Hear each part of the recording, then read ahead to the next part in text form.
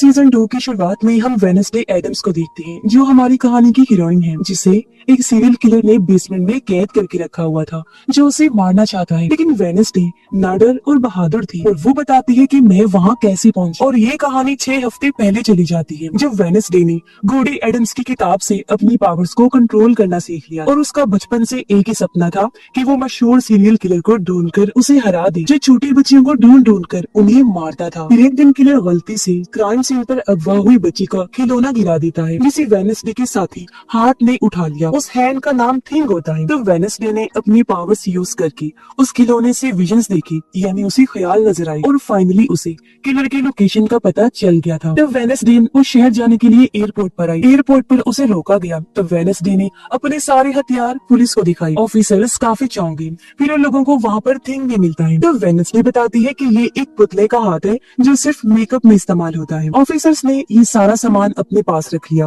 तब गुस्से में वेडनेसडे थिंग को लेकर वहाँ से चले जाती है। फिर वेडनेसडे ने किलर को उसके घर पर ढूंढ लिया और वो उसे शॉक लगाने वाली थी, लेकिन किलर ने उसे पकड़ लिया और वेडनेसडे को विजन नजर आने लगे और उसकी आंखों से काले रंग के आंसू निकलने लगते हैं, जिससे वो बेहोश हो गई। तब किलर ने उसे पकड़ लिया। कुछ देर बाद वेडनेसडे को जब होश आता है तो वो खुद को बेसमेंट में पाती है। इतनी ही देर में वहाँ किलर भी अपने चाकू लेकर आ गया। उससे कहता है, मैंने तुम्हारे लिए एक डॉल बनाई है जो बिल्कुल वेडनेसडे जैसी ही थी। और किलर हर किसी को मारने से पहले उसके जैसी गुड़िया बनाया करता था। तो वेडनेसडे कहती है, मेरा भी हाथ काफी कमाल का है। और तभी सामने छुपा थिंग किलर पर हमला करके उसे बुरी तरह पीटने लगता है। तब मौका पाकर वेडनेसडे आजाद हो चुकी थी। थिंग देखता है कि वेडनेसडे के काले आंसू उसकी विजन्स देखने की वजह से निकले हैं। इस पर वेडनेसडे ने थिंग से कहा कि इस बारे में किसी को कुछ भी ना बताना। अब वेडनेसडे आखिर किलर से लड़कियों का बदला ले लेती है और कुछ दिन के बाद हम किलर के पकड़े जाने वाले पोस्टर्स को लगा देखते हैं। वेडनेसडे को गोडे की बुक में काले आंसुओं के बारे में कुछ नहीं मिला। उसकी सौतेली माँ मोर्टिशिया ने वेडनेसडे को चलने को कहा, क्योंकि उन्हें स्कूल वापस जाना था। तब वो लोग वहाँ से निकल गए। इसी बीच वेडनेसडे का भाई पग अपनी बिजली निकालने वाली पावर सीख चुका था, जिसका इस्तेमाल यहाँ उसने किया और सड़क पर काफी सारे एक्सीडेंट्स हो जाते हैं। जंगल में एक आदमी अपनी दोस्त के साथ था। तभी प्राइवेट डिटेक्टिव छुपकर उनकी तस्वीरें बना रहा होता है। तभी उसने नोटिस किया कि बहुत सारे कौवे आ गए हैं जो डिटेक्टिव पर हमला कर देते हैं। तो वो जल्दी से अपनी कार में आकर बैठ गया। अपने एक साथी को वॉइस मैसेज करता है। फिर उसने देखा कि कार में भी काफी सारे कौवे घुस चुके हैं। सब ने मिलकर प्राइवेट डिटेक्टिव पर हमला किया और उसकी जान ले ली। एडम्स फैमिली नेवरमोर स्कूल में वापस आ चुकी थी। वेडनेसडे को अब स्कूल का डार्क एटमॉस्फेयर पसंद आने लगा था और उसे पता था कि कहां-कहां पर लाशें छुपी हैं। मोर्टिशिया ने उससे कहा कि पग का ख्याल रखना। वेडनेसडे कहती है कि वो तो मैं हमेशा रखती हूँ। और यहाँ हम विजन से देख पाते हैं कि किस तरह वेडनेसडे ने उल्टे सीधे तरीकों से अपने भाई का ख्याल रखा। वेडनेसडे पग को यहाँ की सारी बातें बता देती है। उसने ये भी कहा कि अगर किसी को मारना है तो मेरी मदद लेना। फिर वो दोनों आगे बढ़े। तब वेडनेसडे को लड़कियों का एक ग्रुप मिला जो सारी वेडनेसडे की फैंस थी। इनमें जो लाल बालों वाली लड़की थी वो सबसे ज्यादा वेडनेसडे की दीवानी थी और इसे आप लोग याद रखिएगा। लेकिन तभी यहाँ एक साइरन लड़की आकर उन्हें भगा देती है।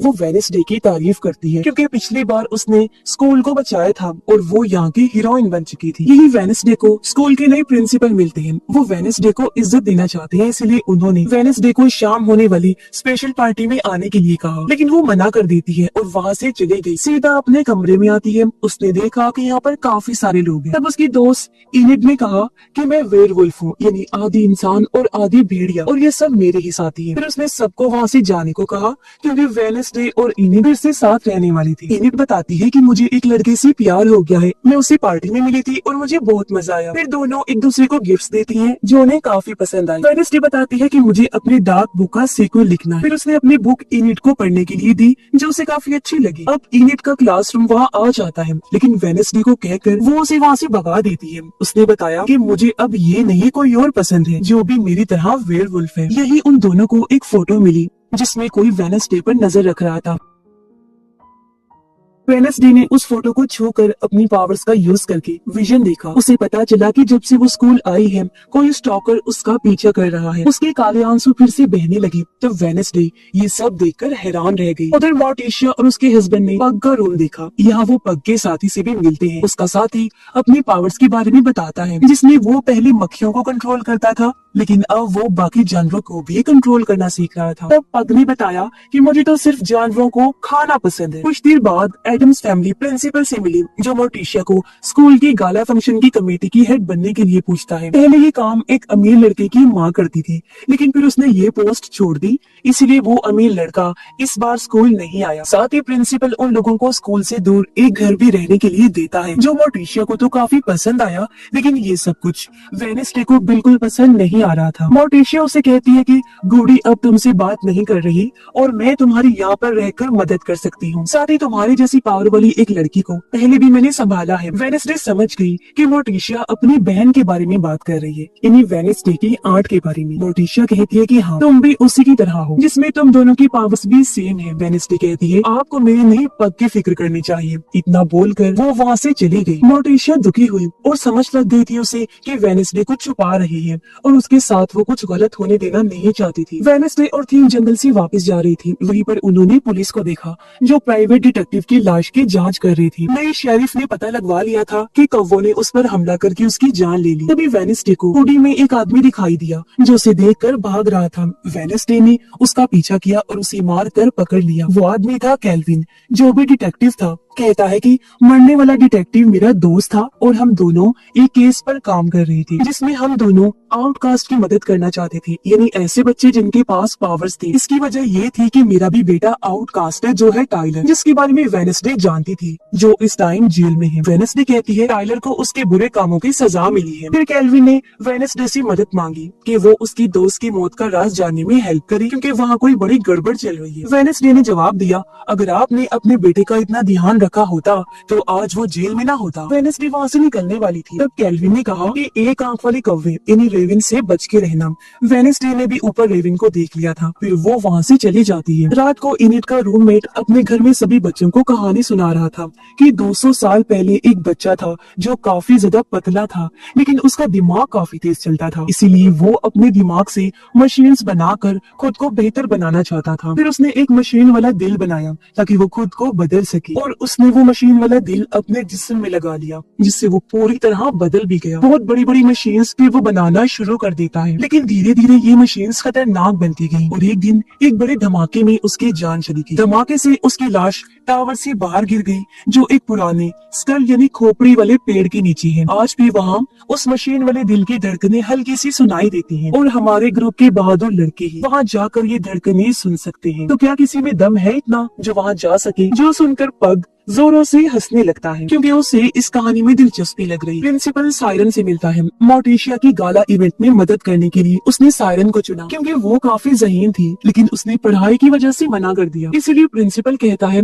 हम लोगों के पास पहले अमीर लड़के की माँ के काफी ज्यादा फंड्स थे, लेकिन अब वो नहीं है, तो फंड्स भी खत्म हो गए हैं, इसलिए हम लोग स्कॉलरशिप वाले बच्चों को निकाल रहे हैं, जिसमें तुम भी शामिल हो। लेकिन अगर तुम अपनी पावर्स को हमारे काम में मदद के लिए यूज करोगी तो मैं तुम्हें यहाँ पर रख लूंगा। तब सायरन समझ गई कि प्रिंसिपल मेरी पावर्स का फायदा उठाना चाहता है। वो परेशान हो गई, क्योंकि उन लोगों का नाम पहले ही बदनाम था कि वो जबरदस्ती अपनी बात मनवा लेते हैं अपनी पावर्स की मदद से। इनिट और थिंग वेडनेसडे की बात करें कि मशहूर होने की बात वो हमें भूल गई है।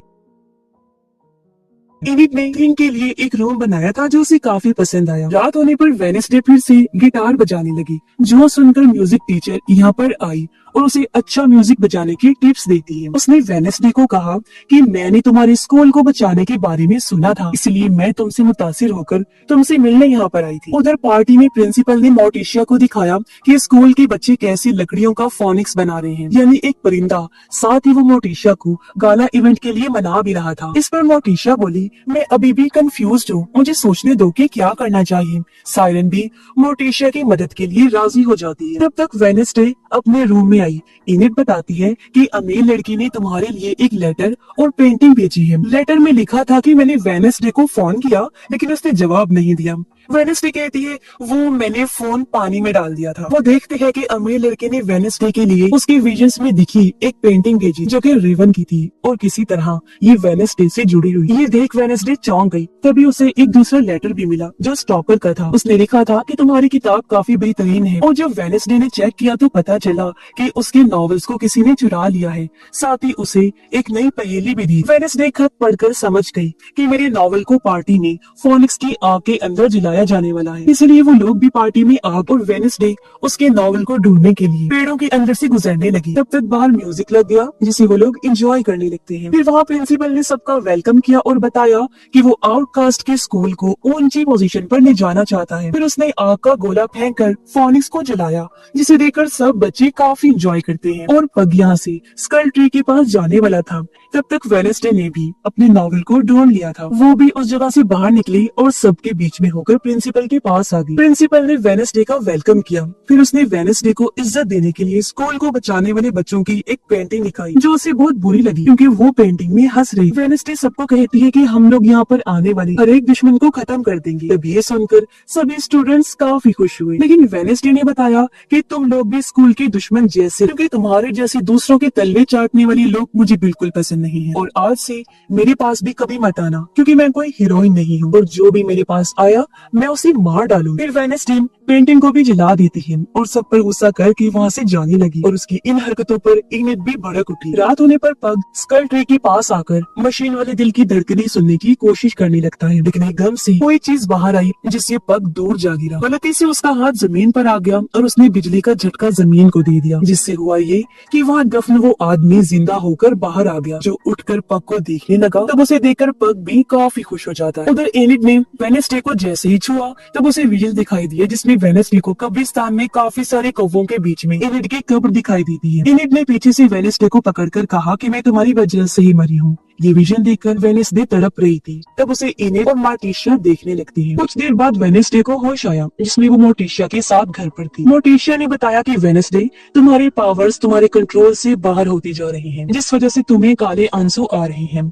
और मेरी बहन के साथ भी ऐसा हुआ था और अब तुम्हें मुझे घोड़े की बुक देनी होगी, क्योंकि उसकी वजह से तुम पावर्स को बढ़ा रही हो। वेडनेसडे कहती है कि गोडी ने उसकी बुक मुझे दी थी और मैं तुम्हारे आगे नहीं झुकूंगी। इतना बोलकर वो गुस्से में वहाँ से चली जाती है। वेडनेसडे वापस स्कूल जा रही थी। तब उसे 3 चीजें याद आने लगी। कि केल्विन ने मुझे कौवों से वार्न किया था, अमीर लड़के ने पेंटिंग में भी कौवे दिखाए थे और इनिट वाले विजन में भी कौवे थे। इसीलिए वो केल्विन से बात करने का फैसला करती है। जैसे उसके घर पर आई तो ये देखकर उसकी होश उड़ गई कि कौवों ने केल्विन को भी मार दिया है। फिर वेडनेसडे ने अपने पावर से केल्विन को छूकर विजन देखने की कोशिश, लेकिन वो विजन्स नहीं देख पा रही थी। तब यहाँ पर शेरिफ आ गई और वेडनेसडे को पकड़ देती है। उसे पुलिस स्टेशन ले जाकर पूछताछ की। वेडनेसडे कहती है कि मुझे इस बारे में कुछ नहीं पता और टायलर ने शायद अपने डैड केल्विन को मारा होगा, क्योंकि वो उनसे नफरत करता था। तब शेरिफ कहती है कि यहाँ की काफी खुफिया जेल में टायलर को रखा हुआ है और वो ऐसे भाग नहीं सकता। इतनी ही देर में यहाँ मोर्टिशिया का हस्बैंड वेडनेसडे को बचाकर अपने साथ ले जाता है। अगले दिन पग अपने साथी के बी हाउस में उस जिंदा हुए आदमी को रख देता है, जो एक ज़ॉम्बी था। उसकी मशीन वाले दिल की बात भी सच थी, जिसे पग कंट्रोल करने की कोशिश कर रहा था। ये दोनों इसे यहाँ रखने के लिए राजी हो गई। उसे खाना खिलाते हैं और जब वो उल्टी सीधी हरकतें करता है तो ये खुश होती है। वेडनेसडे अपनी पावर्स यूज ना कर पाने से परेशान थी और उसने थीम को बताया कि मैंने इनिट को विजन में मरते हुए देखा और अगर इनिट को ये पता चलता है तो वो डर जाए। फिर दोनों कमरे में आई तब उन्हें इनिट की लाश मिली और वेडनेसडे इसे देखकर काफी दंग रह जाती है। उसे दुख भी हो रहा था, लेकिन अगले ही पल पता चला कि इनिट ने प्रैंक डे होने की वजह से वेडनेसडे के साथ मजाक किया था। तब वेडनेसडे ये देखकर खुश हुई कि इनिट जिंदा है। वेडनेसडे ने देखा कि किसी ने केल्विन की आंखें वहाँ पर छोड़ी हुई, लेकिन वो अपने विजन से अभी भी इसे देख नहीं पा रही थी और शायद ये काम भी उसके स्टॉकर का था, जो कि किलर है। वेडनेसडे इनिट को केल्विन के मरने के बारे में बताती है। ये सुनकर इनिट काफी डर गई, क्योंकि जहाँ भी वेडनेसडे जाती थी वहाँ लोग मरने लगते। तो वेडनेसडे ने उसे दूसरे रूम में शिफ्ट होने के लिए कहा, लेकिन इनिट कहती है कि मेरे पास वेयरवुल्फ की पावर्स हैं, मुझे कोई खतरा नहीं। तब तक स्कूल के सभी बच्चे एक दूसरे पर प्रैंक कर रहे थे। इनिट का रूममेट इनिट को किसी और लड़के के साथ देखकर काफी दुखी हो गया। तब यहाँ प्रिंसिपल के साथ प्रोफेसर भी आ गए, जिनका सिर्फ सर था और इस तरह बच्चों का प्रैंक करना उन्हें बिल्कुल पसंद नहीं आ रहा था। तभी दोनों को वेडनेसडे आकर मिलती है। प्रिंसिपल ने कहा कि तुम्हारे पेंटिंग को जलाने की वजह से सब लोग काफी खुश थे, क्योंकि आउटकास्ट को असूल तोड़ना काफी पसंद होता है। वेडनेसडे पूछती है क्या हमारा कोई स्टूडेंट ऐसा है जो परिंदों को कंट्रोल कर सकता हो। तो प्रोफेसर कहता है कि यहाँ सालों से कोई ऐसा स्टूडेंट नहीं आया जो बर्ड्स को कंट्रोल कर सकता हो। उधर वो ज़ॉम्बी जिसे वो चेन से बांध कर गए थे, उसने जंजीर तोड़कर खुद को आजाद कर लिया था। थिंग के पास मोर्टिशिया आकर उसे घोड़ी की बुक मांगती है, लेकिन थिंग खेलने देने से मना कर दिया क्योंकि वो लोग उसे नौकर की तरह ट्रीट करती थी। मोर्टिशिया ने कहा कि तुम फैमिली का हिस्सा हो। तब थिंग ने उसे याद दिलाया कि तुम लोग बार बार मुझे काम करने की ऑर्डर देती हो, मैं तुम्हारा कोई नौकर नहीं हूँ। और गुस्से में थिंग अपने रूम में चला गया। वेडनेसडे जब ड्राइविंग सीखने गई तो गाड़ी को तेज भगाकर वो आउटकास्ट की जेल में आ जाती है। वेडनेसडे अंदर गई और वहाँ की मैनेजर जूडी से मिलती है। यहाँ वेडनेसडे टायलर से मिलने आई। जूडी ने बताया कि टायलर को यहाँ एक डॉक्टर हैंडल करती है। वेडनेसडे उस डॉक्टर से मिली जिसने बताया कि मैंने टायलर के मास्टर को उस जगह से अलग रखा है ताकि उनका रिश्ता कमजोर हो जाए। वेडनेसडे फिर टायलर से मिली और उन्हें कैमरा के जरिए डॉक्टर देख रही। वेडनेसडे कहती है कि तुम्हें तो वैल्यूज ने काफी जल्दी हरा दिया था। टायलर कहता है कि तुम्हें मेरे अंदर के जानवर से प्यार हो गया था और तुम बिल्कुल भी स्मार्ट नहीं। वो गुस्से में आ रहा। तब गार्ड ने शार्प देकर टायलर को शांत किया। तो वेडनेसडे ने बताया कि तुम्हारे डैड और उनके दोस्त को किसी ने मार दिया है। क्या तुम्हें इस बारे में कुछ पता है? टायलर कहता है कि नहीं, और मैं जेल में से तो ये कर नहीं सकता, लेकिन जो भी है वो तुम्हें भी तड़पा तड़पा कर जब मारेगा तो मजा आएगा। और अगर किसी दिन मैं आजाद हुआ तो सबसे पहले एनिड को मार दूंगा क्योंकि उसकी वजह से मैं यहाँ फंसा हुआ हूँ। मैं भी वेयरवुल्फ ही हूँ और ये जगह खतरनाक वेयरवुल्व्स के लिए है। वेडनेसडे कहती है कि तुम तो डरपोक हो, तुम्हें ऐसी जेल में देखकर मजा आ रहा है और तुम्हारे अंदर की हाइट को मॉन्स्टर को तुम्हारी मास्टर ने इसीलिए कंट्रोल किया था क्योंकि तुम किसी काम के नहीं हो। ये सुनकर टायलर भड़क कर हाइट बनने लगा, लेकिन गार्ड ने उसे काफी बड़ा झटका देकर शांत करवा दिया। इन्हें अपने दोस्त और थिंग के साथ एक जगह पर आई क्योंकि आज थिंग का बर्थडे था। तभी किसी ने थिंग को कैद करके उन दोनों को बेहोश करके अगवा कर लिया। इसी दौरान सायरन आकर प्रिंसिपल से मिली। तो प्रिंसिपल ने कहा कि तुम्हें अब मोर्टिशिया को जाकर कहना होगा कि वो अपनी माँ को कहे कि उसे फंड देने के लिए आना है क्योंकि मोर्टिशिया की माँ बहुत अमीर औरत। तब सायरन को ये बात गलत लगी और उसने ये काम करने से मना कर दिया। साथ ही उसने अपनी पावर से प्रिंसिपल को ऑर्डर दिया कि आज के बाद तुम मुझे कोई हुक्म नहीं दोगी, लेकिन उस पर सायरन का असर नहीं हुआ। वो कहता है मेरे पास एक खास चीज है जिससे मेरे ऊपर सायरन का जादू असर नहीं करता और अब तुम्हें कैसे भी करके मोर्टिशिया पर अपना जादू करना होगा। इतने में ही घर वेडनेसडे आ जाती है। उसने सबसे पहले थिंग को छुड़ाया जो उसे एनिड की अगवा होने के बारे में बताता है। तभी फोन बजता है और वेडनेसडे को स्टॉकर ने 30 मिनट का टाइम दिया था जिसमें एनिड मर भी सकती। साथ ही एक लेटर भी भेजा। तो वेडनेसडे उसे पढ़कर क्लू समझने की कोशिश करती है। उधर एनिड और उसका दोस्त बंधे हुए थे। उन्होंने देखा कि ऊपर काफी सारी तलवारें और चाकू रखे हुए थे जो उन पर आकर गिर सकते थे। तब तक वेडनेसडे ने यहाँ आकर एक पहेली को सुलझाया और जैसे म्यूजिक बजाना शुरू किया एक खुफिया रास्ता खुल जाता है। तो वेडनेसडे उस खुफिया रास्ते से आगे बढ़ी और उसने एक मास्क के अंदर स्टॉकर देखा जो काफी डरावना था। फिर वहाँ से वेडनेसडे एक लिफ्ट से ब्लैक टावर की तरफ जाने लगा। तभी वहाँ पर वेडनेसडे आ गई और उसने दोनों को देखा। फिर थिंग उन्हें आजाद करने लगा, लेकिन वहाँ की जाल में कर वो खुद भी कैद हो जाता है। नीचे से मशीन शुरू हो गई थी जिसमें वो चाकू एनिड और उसके दोस्त की तरफ आने लगे। तो वेडनेसडे नीचे आई और मशीन के पास वाली पहेली को पढ़ा। वहाँ काफी सारी बुक्स थी और कौन सी बुक नहीं थी ये उसे पता करना। तो वेडनेसडे समझ गई कि वो बुक इनविजिबल है, यानी कि वो है तो लेकिन गायब है। वेडनेसडे ने उस बुक का नाम लिखा और मशीन रुक गई और वो दोनों बाल बाल बचते हैं। अब वेडनेसडे ऊपर गई, उसने थिंग को आजाद किया और स्टॉकर उसके सामने आया जो और कोई नहीं बल्कि वेडनेसडे की सबसे बड़ी फैन वो लाल बालों वाली लड़की थी जो दरअसल वेडनेसडे की साथी थी और उसके पास इनविजिबल होने की पावर थी। साथ ही उसने वेडनेसडे को इम्प्रेस करने के लिए ये पूरा प्रैंक किया ताकि वो साबित कर सके कि वो भी वेडनेसडे की ही तरह कितनी बड़ी पागल है। वेडनेसडे उससे पूछती है कि तुमने केल्विन को क्यों मारा? तो वो कहती है कि मैंने उसे नहीं मारा, लेकिन मैं तुम्हारे पीछे गई थी और मुझे केल्विन का फोन मिल चुका है जो तुम रख सकती हो। वो कहती है मैं भी आपके साथ शामिल होकर मदद करना चाहती हूँ, जिसके लिए वेडनेसडे मान जाती है। दूसरी तरफ सायरन मोर्टिशिया के घर पर उससे मिलती है और सायरन ने मोर्टिशिया पर अपनी पावर यूज करके उसकी माँ को गाला फंक्शन में डोनेशन देने के लिए मनाने का काम किया। तब मोर्टिशिया मान गई, लेकिन सायरन को ये चीज बिल्कुल पसंद नहीं। वेडनेसडे और थिंग देखते हैं कि घोड़ी की बुक वहाँ से गायब। तो वेडनेसडे को थिंग ने बताया कि वो मोर्टिशिया लेकर गई होगी। ड्राइविंग टीचर जब घर जा रही थी तो पग का ज़ॉम्बी जो आजाद हो चुका था वो हमला करके उन्हें खा जाता है। एडम्स फैमिली थिंग का काफी ज्यादा ख्याल रख रही थी ताकि वो खुश हो सके, लेकिन मोर्टिशिया वेडनेसडे के लिए परेशान थी। साथ ही उसने अपनी माँ को भी फोन किया था क्योंकि वो समझ गई थी कि प्रिंसिपल ने मुझे हेड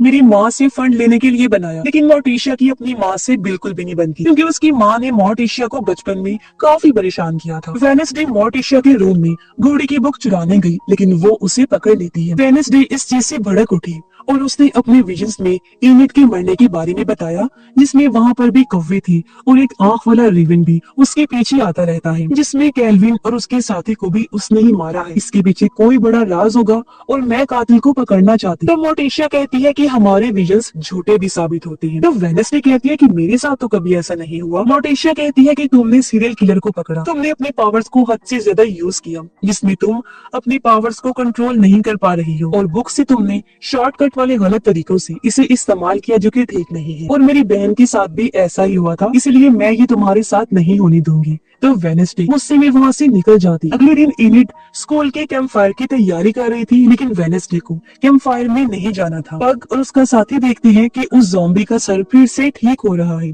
केल्विन की लाश को जब दफनाया जा रहा था तो वेडनेसडे समेत वहाँ सब आए हुए थे। वेडनेसडे ने डॉक्टर से परिंदों को कंट्रोल करने वाले के बारे में पूछा और कहा कि वो कातिल हो सकता है, इसलिए डॉक्टर उसकी मदद करने के लिए राजी हो जाती। सायरन चालाकी से अपनी माँ को होटल के रूम में लेकर आई, क्योंकि उसकी माँ अकेली हो गई थी, उसकी पावर्स चली गई थी और उनके हस्बैंड ने भी छोड़ दिया था। अपनी माँ की वजह से सायरन काफी दुखी होती है। वो अपनी माँ को इधर ही छुपने का कहकर वहाँ से चली जाती है। वेडनेसडे ने अपनी साथी की मदद से रूम बदलकर केल्विन जैसा बनाया और उसके मोबाइल को ऑन किया। इसके साथ ही उसने रूम का बाकी सामान भी मंगवाया, जिससे वेडनेसडे को काफी अच्छा लगा।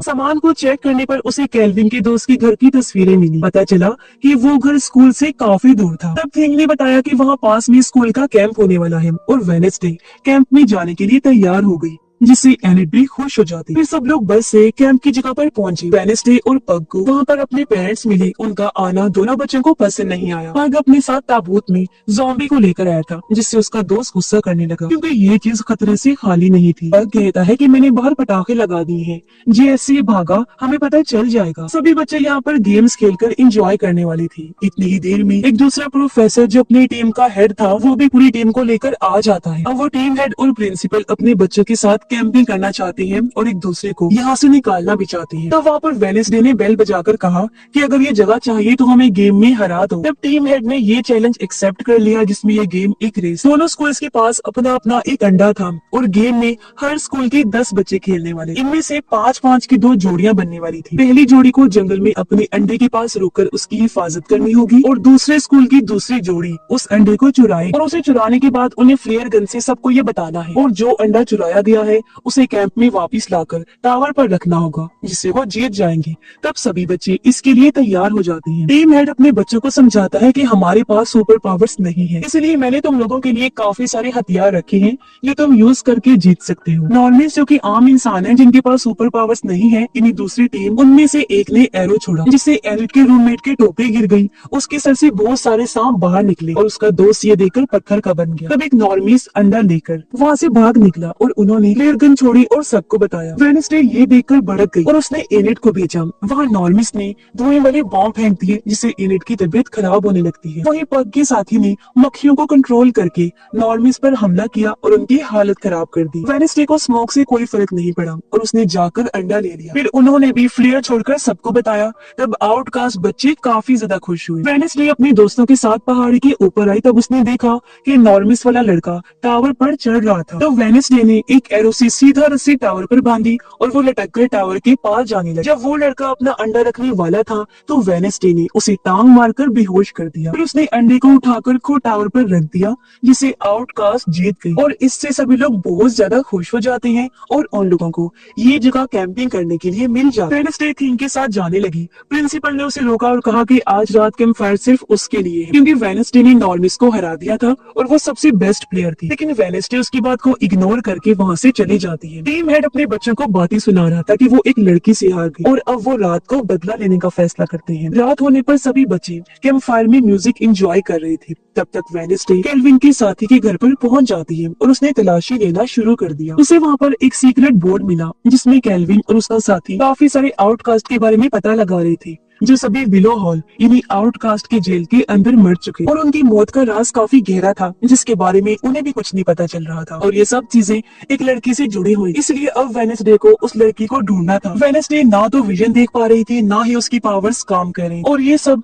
गूढ़ी बुक के ना होने की वजह से हो रहा था। इसलिए वेडनेसडे ने फैसला किया कि अब किसी भी हाल में वो बुक वापस लेनी ही होगी। इनिट और उसका दोस्त जंगल में घूम रही थी। तब इनिट का रूममेट आकर पूछता है कि तुम मेरे साथ ऐसा क्यों कर रही? वो कहती है मुझे कुछ समझ नहीं नहीं आ रही, मैं अचानक तुमसे हटकर इसी पसंद कैसे करने लगी। तब इस बात से दुखी होकर रूममेट वहाँ से चला जाता है।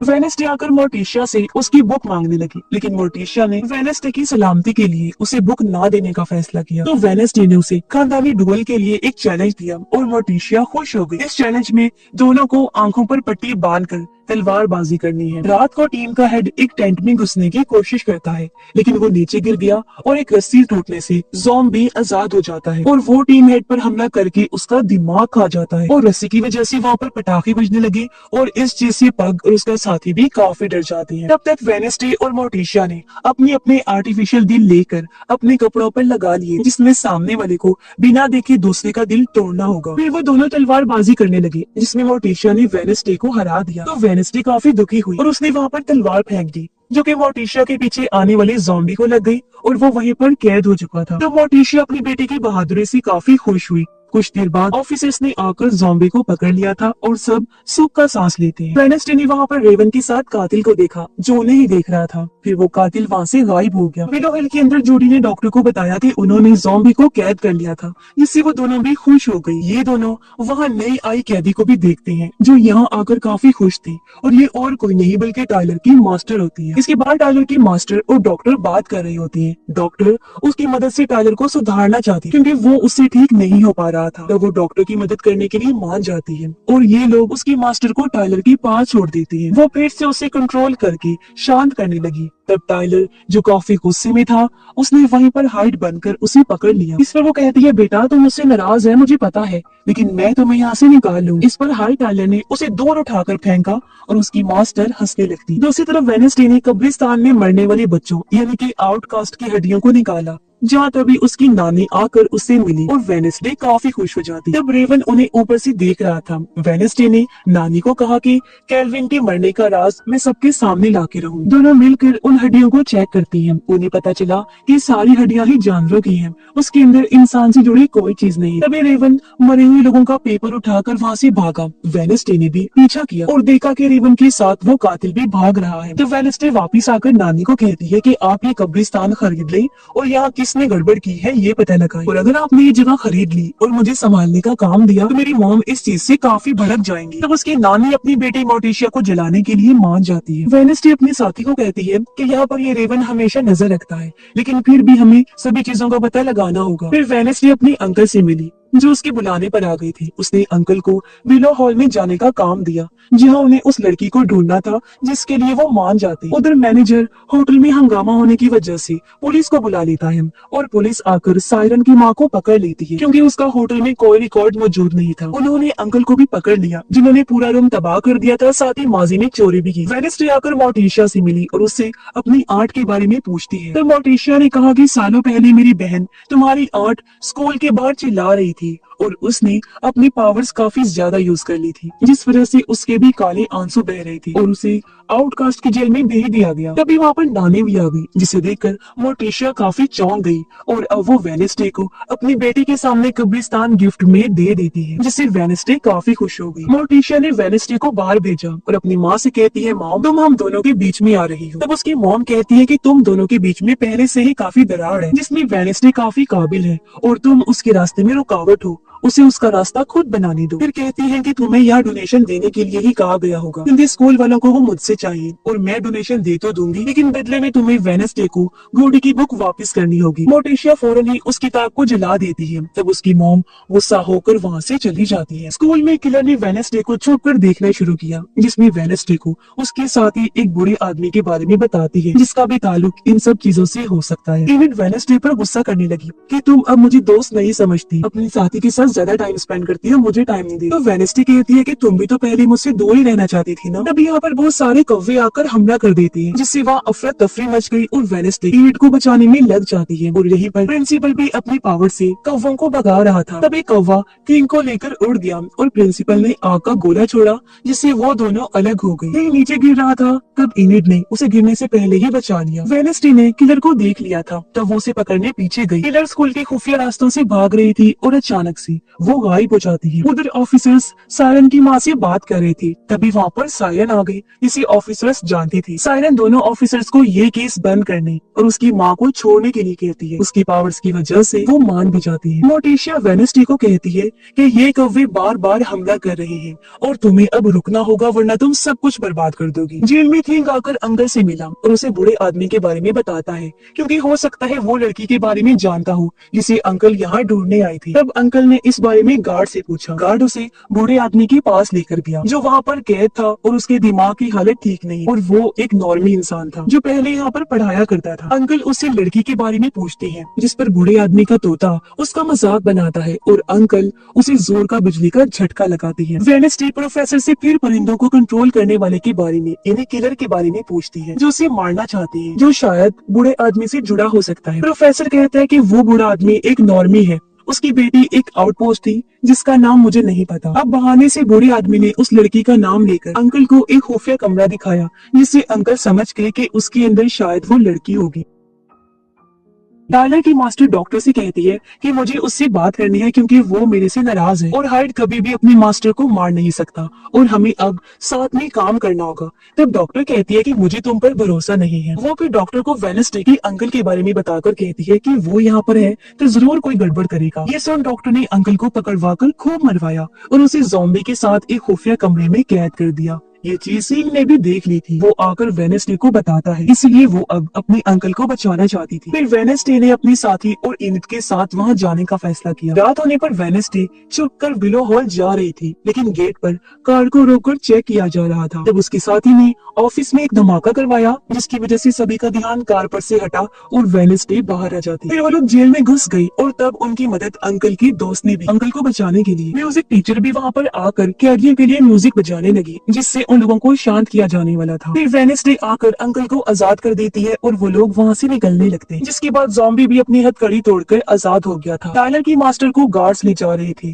तो वहाँ पर ज़ॉम्बी आकर गार्ड्स को मार देता है। उसकी मास्टर जब वहाँ से भागने लगी तो उसे वेडनेसडे मिल जाती है। सायरन बजा, तब डॉक्टर ने सभी कैदियों को निकालना शुरू किया और वो बूढ़े आदमी को लेकर ऑफिस में आ गई थी। वेडनेसडे और अंकल ने आकर एक स्टोर रूम खोल दिया, जिसके अंदर कोई काम का सामान नहीं था, लेकिन वहाँ पर वेडनेसडे ने एक खुफिया रास्ते को ढूंढ दिया और उन्हें पता चला कि जिसे वो ढूंढ रही है वो कोई लड़की नहीं बल्कि एक खुफिया प्रोजेक्ट है, जो आउटकास्ट के ऊपर रिसर्च के बारे में है। फिर वो दोनों उस प्रोजेक्ट के लिए नीचे बेसमेंट में आई। तब उन्हें वहाँ पर काफी सारी जेल्स मिली और वहाँ पर एक टेक्नोलॉजी से मशीन को बनाया गया था, जिसमें वहाँ आउटकास्ट को रखकर उन पर एक्सपेरिमेंट किए जाते थे और उन्हें मरा हुआ साबित करके उन्हें नीचे रखकर काफी ज्यादा तड़पाया जाता था। केल्विन नहीं चाहता था कि उसके बेटे टायलर के साथ भी कुछ ऐसा हो, इसलिए वो आउटकास्ट पर रिसर्च कर रहा था। यहाँ वेडनेसडे को एक लड़की भी मिली जो काफी डरी हुई थी और तब यहाँ रेवन के साथ किलर भी आ जाती है। वेडनेसडे ने अब उसे पहचान लिया था, जो और कोई नहीं बल्कि जूडी थी, यानी जेल की मैनेजर, जो बूढ़े आदमी की बेटी होती है और वो ही अपने डैड के बाद आउटकास्ट पर एक्सपेरिमेंट करती है। अपने डैड की वजह से उसे स्कूल की खुफिया रास्तों के बारे में भी पता था। फिर जूडी बताती है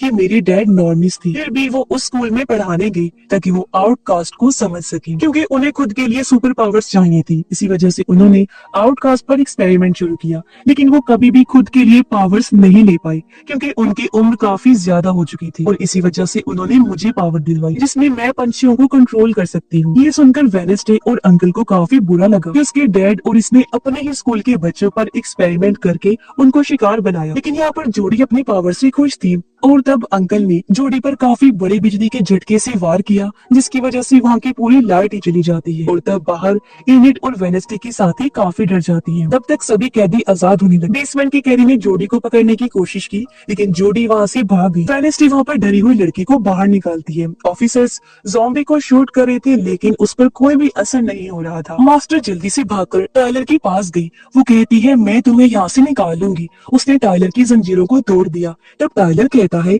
तुम्हारी वजह से मैं यहाँ पर फंसा था, अब तुम मेरी मास्टर नहीं हो। वो कहती है, हम दोनों की दुश्मनी वेडनेसडे से है और वो यहीं पर है, तो हम उसे मार सकते हैं। टायलर कहता है, उसे तो मैं देख लूंगा, लेकिन पहले मैं तुम्हें मारना चाहता हूँ। ये सुन उसकी मास्टर वहाँ से भाग गई और टायलर वहाँ हाइड में बदलना शुरू हो जाता है, जिसमें अब वो पहले से भी काफी बड़ा और पावरफुल बन चुका था। पीछे से आकर उसने अपने मास्टर पर अटैक करके उसकी जान ले ली। अंकल ने अपने दोस्त और बाकी कैदियों को बचा लिया था और अब वो सब वहाँ से निकल गए थे। ऑफिस जिसमें डॉक्टर के पास ज़ॉम्बी आकर उसे भी मार देता है। वो बूढ़े आदमी को कहता है कि इतने सारे लोगों की बॉडीज